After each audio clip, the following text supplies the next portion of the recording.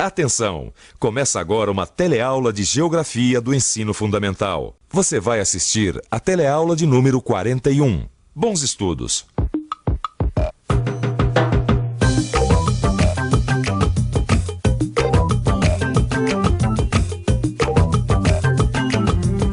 Sabe, outro dia eu estava pensando numa coisa. Nada nesse mundo é isolado.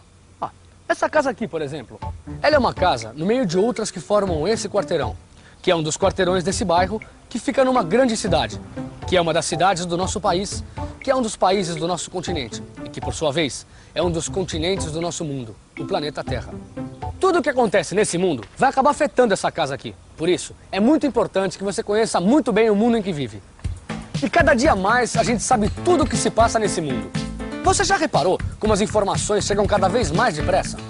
O progresso das telecomunicações é incrível.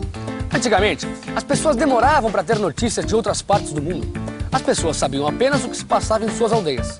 Agora, as distâncias diminuem a cada momento. E nós vamos tendo cada vez mais a consciência de que se vive num mundo grande e complicado, que a gente precisa entender. Você vai constatar as diferenças e semelhanças entre as nações que formam o mundo atual.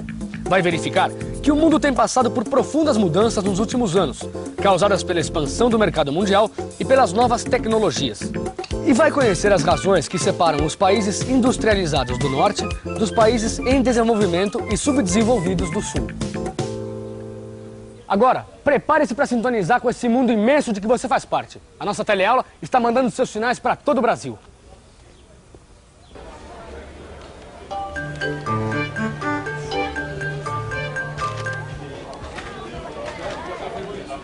Oi, tudo bom?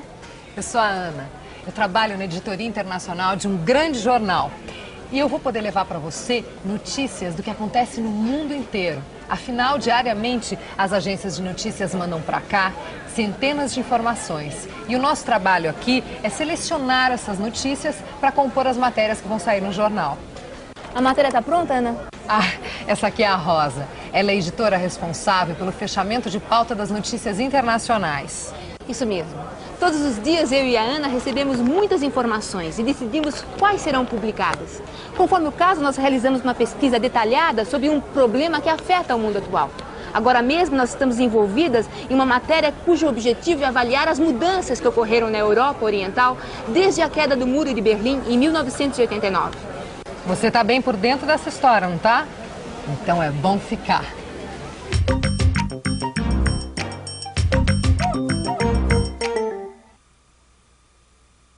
O Muro de Berlim, também conhecido como o Muro da Vergonha, separava geograficamente a cidade de Berlim em duas partes, uma capitalista e outra comunista, o que refletia a divisão da Alemanha.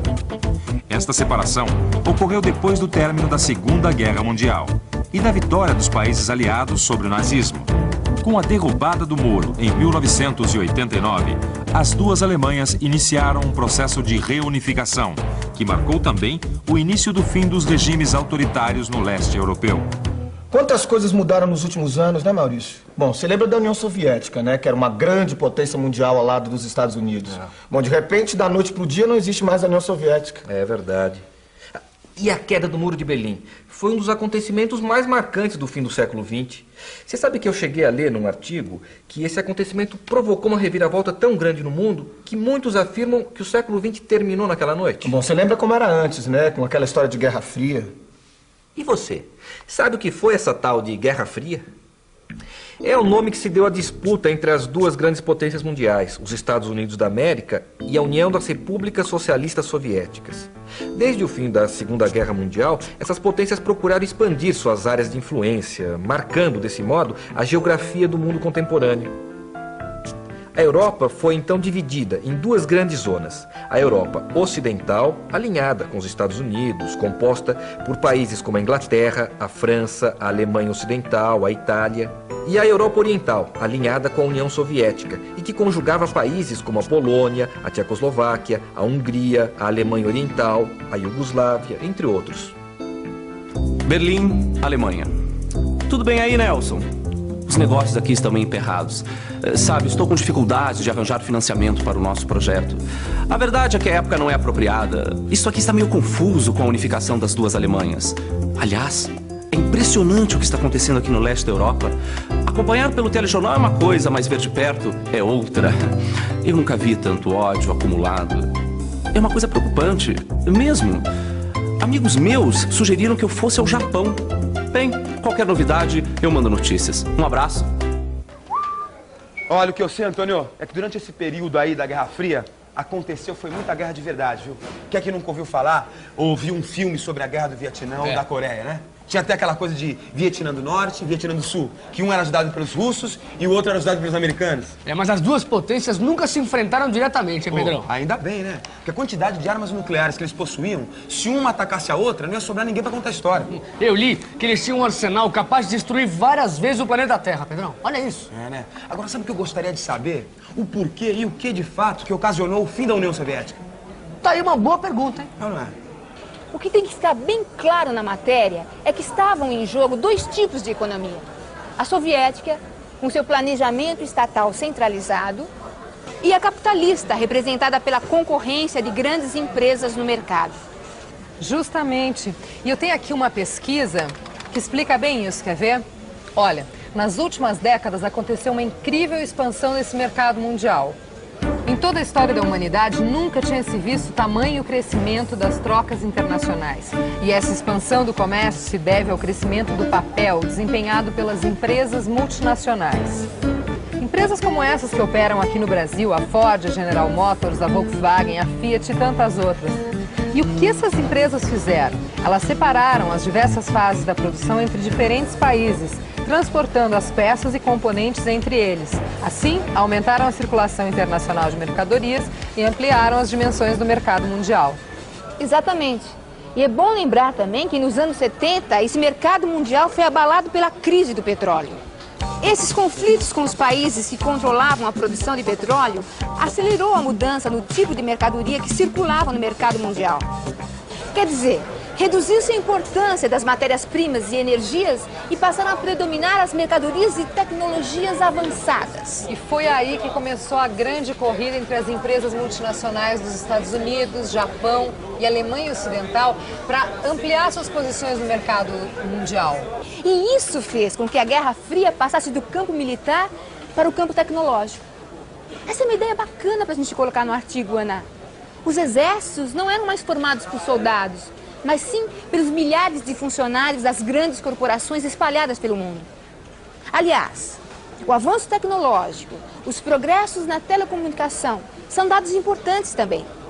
Sem esquecer da computação, a computação aplicada às diversas fases de produção revolucionou como nunca as possibilidades do mercado mundial. Não, peraí, deixa eu ver se eu entendi bem. Quer dizer, então, que o fim da União Soviética e da Guerra Fria aconteceu porque o planejamento estatal centralizado tornou-se obsoleto e não foi capaz de acompanhar o desenvolvimento das novas tecnologias, principalmente das telecomunicações. É uma das principais razões. Mas essa questão é complicada. Várias outras causas podem ser apontadas. Um outro fator que pode ajudar a compreender essas mudanças é o fato de que a União Soviética e os países do leste europeu não conseguiram solucionar os seus conflitos internos. Isto é, disputas de nacionalidades entre os diferentes povos que integravam esses países. Um exemplo disso é a dissolução da Iugoslávia e a terrível guerra de extermínio entre sérvios, croatas e bósnios, que são os povos que formavam esse país, juntamente com os macedônios e os eslovênios. Além disso, havia muita insatisfação interna também. Pedrão, eu li um artigo no jornal que dizia que algumas pessoas eram privilegiadas pelo governo, ou seja, haviam certas mordomias para altos funcionários. Enquanto isso, algumas pessoas ficavam horas na fila esperando produtos básicos. E sempre a velha história, hein? Que coisa, né, Maurício? Eu estava pensando aqui. Será que essas coisas afetam todo mundo? Quer dizer, como é que a nossa cidade foi afetada pela queda do Muro de Berlim? Nós não recebemos nenhum refugiado do leste europeu. Mas pensa bem, nós vimos como foi grande o desenvolvimento de novas tecnologias nos últimos anos, né? Com novos produtos, novas maneiras de produzir esses produtos, computadores, coisas que dependem cada vez mais de um conhecimento técnico. E o que é que isso acarretou? Esse avanço tecnológico ampliou ainda mais o fosso que separa as nações industrializadas do hemisfério norte dos países em desenvolvimento e subdesenvolvidos do hemisfério sul, ou seja, nós. Meu velho, O fim da Guerra Fria não acabou com as tensões internacionais, não. E uma delas é esse conflito norte-sul. O grande problema aqui é que a distância que separa o norte do sul está aumentando rapidamente. É cada vez mais brutal a desigualdade entre os níveis de desenvolvimento humano dos países industrializados e o restante do planeta. Olha só, os países industrializados já detêm cerca de 2/3 do comércio internacional de produtos de alta tecnologia, que representa a parcela que mais cresce no mercado mundial, enquanto os países subdesenvolvidos e em desenvolvimento fornecem matéria-prima e energia com preços declinantes nesse mercado. Essa diferença aparece na expectativa média de vida, que nas economias avançadas gira em torno dos 76 anos, enquanto nos países subdesenvolvidos não atinge os 60 anos. Também a alfabetização dos países ricos é quase 100%, enquanto nos países do sul sequer atinge 75% dos habitantes. Isso explica, em parte, as grandes migrações internacionais, onde os pobres do sul tentam encontrar o caminho da sobrevivência nos países do norte. Está bom, Ana. Mas acho que nós poderíamos acentuar um pouco mais que, apesar dos conflitos entre os blocos econômicos dos países ricos do norte, eles se unem contra o que poderia ser a invasão da miséria do sul. E então aqui caberia acentuar um pouquinho a saída dos brasileiros para trabalhar na Europa, nos Estados Unidos, no Japão. Tem razão. Isso acontece também com africanos, asiáticos, outros latino-americanos. Tudo bem, eu vou dar uma melhorada nisso aqui. Vai ser uma ótima matéria inicial sobre a nova ordem mundial. A cada dia nós vamos pegar um novo bloco que está disputando a hegemonia do mercado mundial. E como essa globalização nos afeta. Esse é um tema fascinante. Mas agora chega de informação. Vamos à revisão. E atenção, se liga aí que é hora da revisão. Na teleaula de hoje, você constatou como a Guerra Fria marcou a geografia do mundo contemporâneo, podendo a queda do Muro de Berlim ser considerado um marco simbólico do fim desta era. Viu também que nessa mesma época, o mundo conheceu uma expansão das trocas internacionais numa escala nunca vista na história da humanidade, graças ao crescimento das empresas multinacionais. Aprendeu também que a incapacidade de acompanhar o desenvolvimento das novas tecnologias, como as telecomunicações e os computadores, acelerou o fim da União Soviética.